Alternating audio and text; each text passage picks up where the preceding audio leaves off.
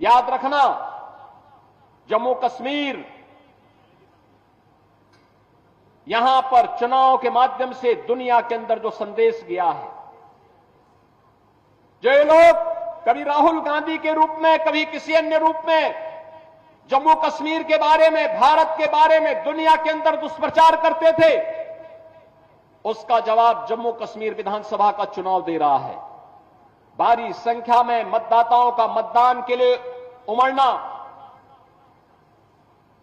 चुनाव के प्रति उनके रुझान को यह दिखाता है कि उन्होंने परिवारवादी राजनीति को, विभाजनकारी राजनीति को तिलांजलि दी है और वे आज जम्मू कश्मीर के अंदर एक लोकतांत्रिक सरकार चाहते हैं और लोकतांत्रिक सरकार के माध्यम से विकास की मुख्य धारा के साथ जुड़ करके एक भारत श्रेष्ठ भारत की सजग प्रहरी के रूप में काम करना चाहते हैं। बहनों और भाइयों, शांतिपूर्ण तरीके से चुनाव और भारतीय जनता पार्टी की यहां पर वापसी, याद रखना, पाक अधिकृत कश्मीर भी फिर कश्मीर का ही पार्ट होने वाला है, जम्मू कश्मीर का ही भाग होने वाला है। और यही तो हलचल है पाकिस्तान में। वे अपने लोकतंत्र को बचा नहीं पाए,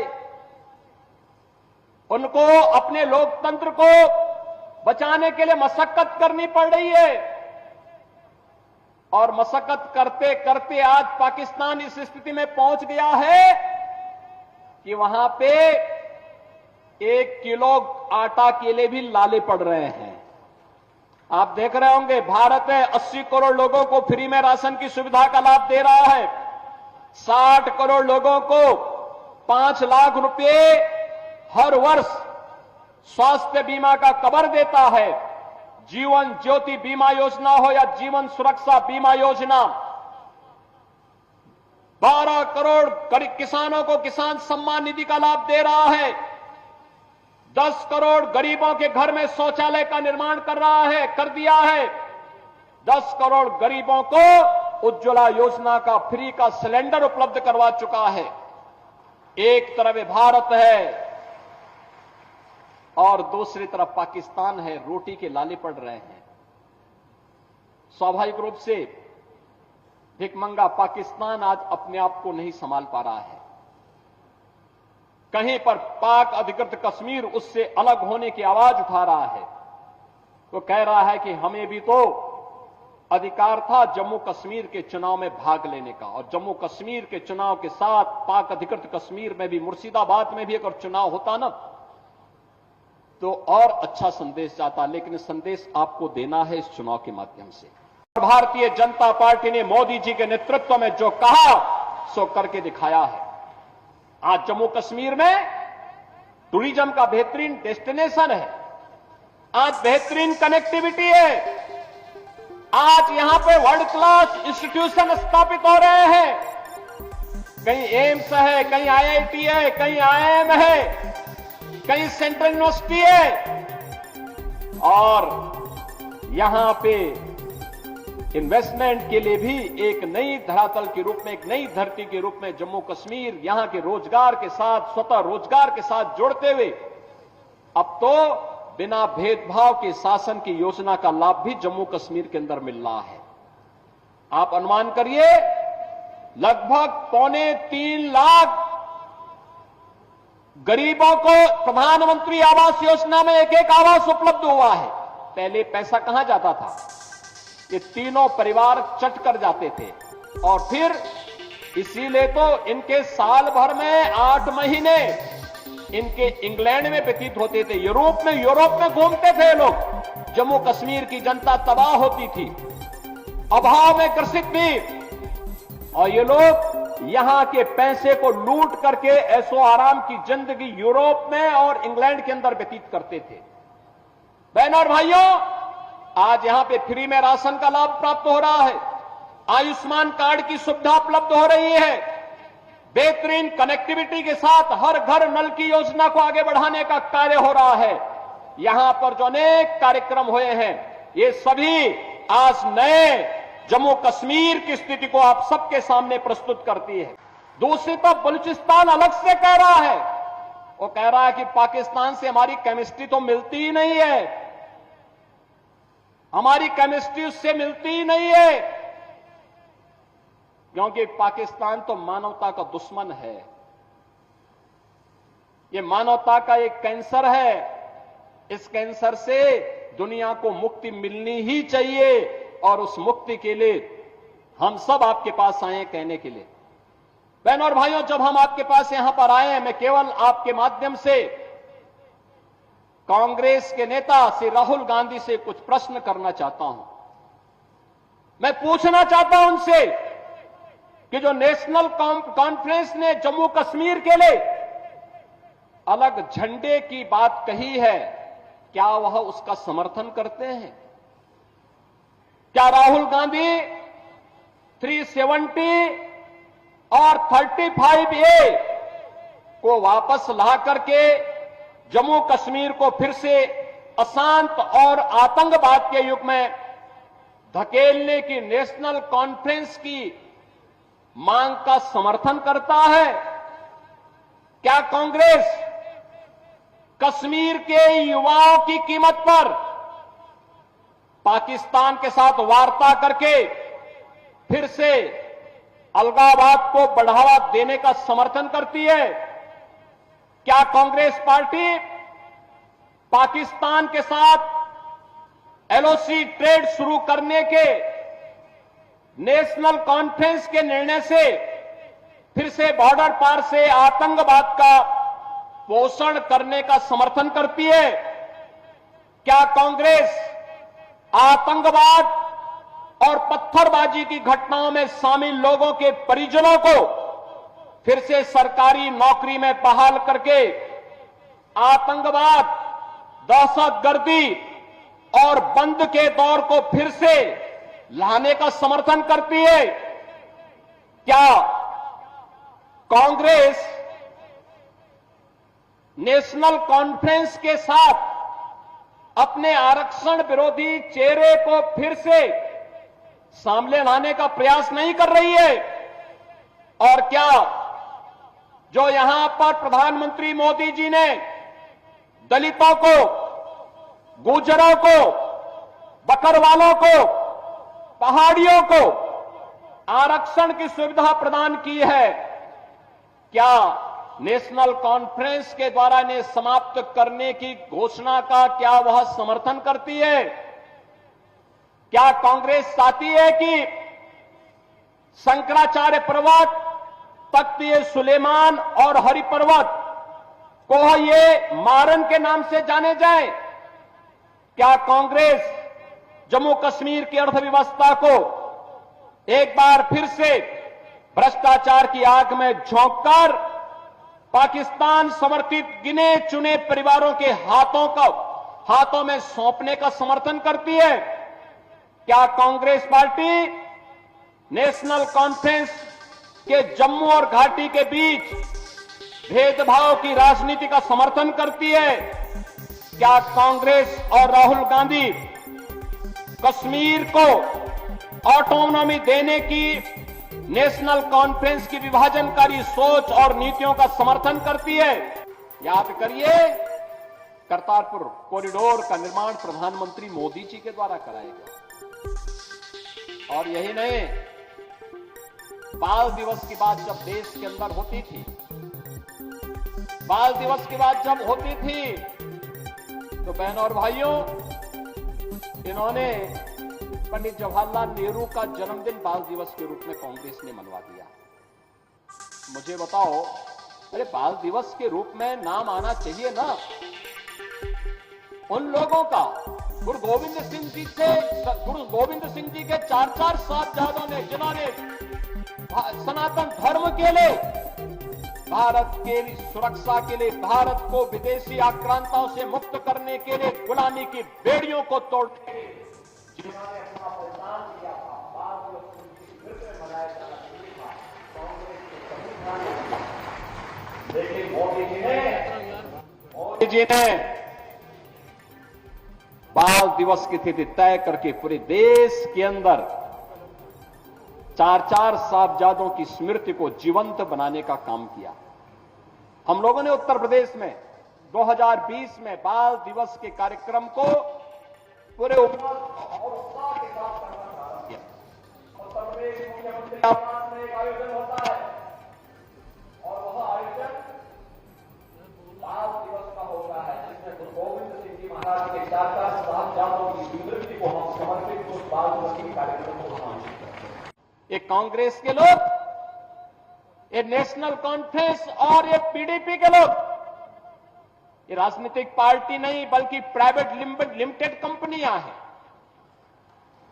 प्राइवेट लिमिटेड कंपनियां निवेश करें और उसके माध्यम से उद्योग धंधे चलाएं तो ठीक बात है, लेकिन राजनीति में प्राइवेट लिमिटेड कंपनियां बंद होनी चाहिए, क्योंकि ये राजसत्ता को अपनी बपौती मान करके आम जनता का शोषण करते हैं।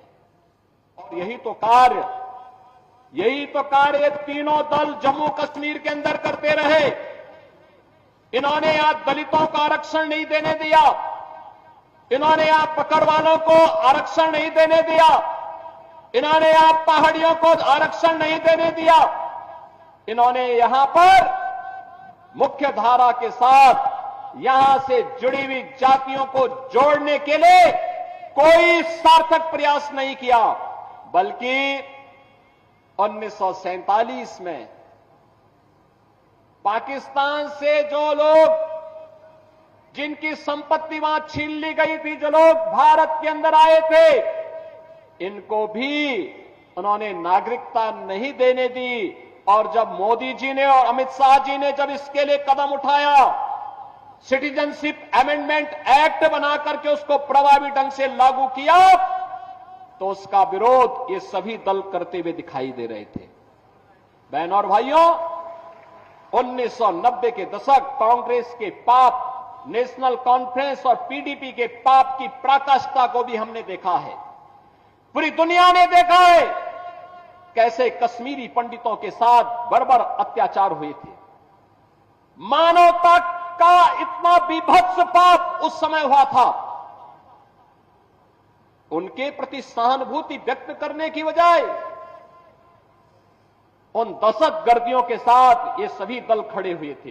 केवल भारतीय जनता पार्टी उस समय उन पीड़ित कश्मीरी पंडितों के साथ खड़ी थी। और मैं आज फिर आपसे कहने के लिए आया हूं, भारतीय जनता पार्टी समाधान का नाम है। जो भारतीय जनता पार्टी कहती है वह करके दिखाती है, और भारतीय जनता पार्टी ने मोदी जी के नेतृत्व में जो कहा सो करके दिखाया है। बहनों और भाइयों, क्या नहीं था हमारे जम्मू कश्मीर के पास? क्या नहीं था हमारे पास? मैं आप सबसे कहना चाहता हूं कि आज जम्मू कश्मीर के अंदर हम जब बात करते हैं तो सचमुच मुझे उन महान विभूतियों की याद आती है।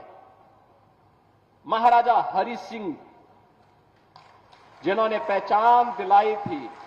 महाराजा हरि सिंह का शासन केवल यहीं तक नहीं था।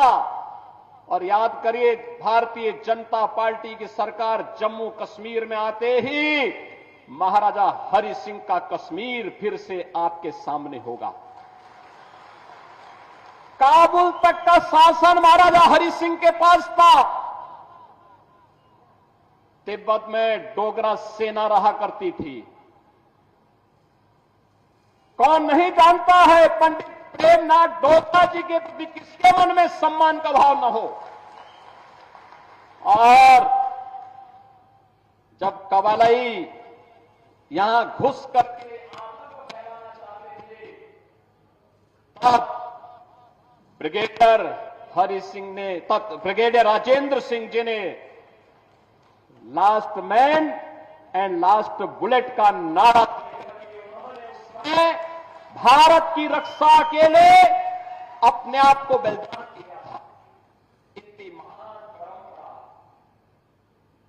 महान परंपरा जिसने अपने परिश्रम से, अपने पुरुषार्थ से जम्मू कश्मीर को धरती का स्वर्ग बनाया था, जिन्होंने अपने बलिदान से, अपने लहू से सींच करके इस धरती का स्वर्ग जम्मू कश्मीर को बनाया था, आज उसे मजहबी उन्माद का जो एक कोड है उसमें बदलने का पाप ये कांग्रेस, ये पीडीपी और नेशनल कॉन्फ्रेंस ने ही किया है। ये पाप करने वाले लोग जो देश के साथ गद्दारी कर रहे थे, देश के संसाधनों का उपभोग कर रहे थे, उनको सबक सिखाने का चुनाव है ये जम्मू कश्मीर विधानसभा का चुनाव। बहनों और भाइयों, कांग्रेस का नाम ही समस्या है और भारतीय जनता पार्टी का समाधान है। जो समस्या है उसके लिए बहाना चाहिए। कांग्रेस हमेशा बहाना बना करके देश की जनता को बेवकूफ बनाती रही है और यही कारण है देश में आतंकवाद की समस्या हो, उग्रवाद की समस्या हो, नक्सलवाद की समस्या हो, जातिवाद की समस्या हो, क्षेत्रवाद की हो, भाषावाद की हो, ये जितना भी विभाजन की बीज हैं, ये सभी इस बेल को बोने का कार्य, उसको पलवित और पोषित करने का कार्य कांग्रेस ने देश के अंदर आजाद भारत में किया। हिंदुओं को कमजोर करने का पाप किया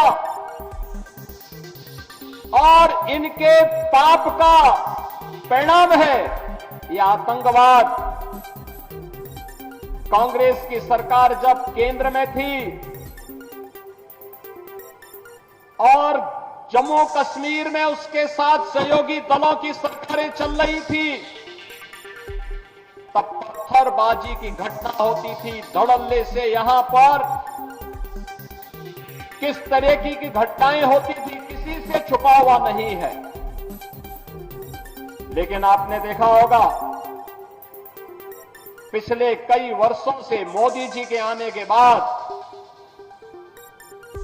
गृह मंत्री के रूप में माननीय अमित शाह जी के आने के बाद आतंकवाद अंतिम श्वास गिन रहा है और पत्थरबाज पूरी तरह गायब हो गए हैं। बहनों और भाइयों, ये परिवर्तन है, समाधान है। जिस जम्मू कश्मीर के लिए 1953 में भारतीय जनसंघ के संस्थापक अध्यक्ष डॉक्टर श्यामा प्रसाद मुखर्जी ने अपना बलिदान दिया था, जिस जम्मू कश्मीर के अंदर उन्होंने एक नारा दिया था पूरे देशवासियों के लिए, वो नारा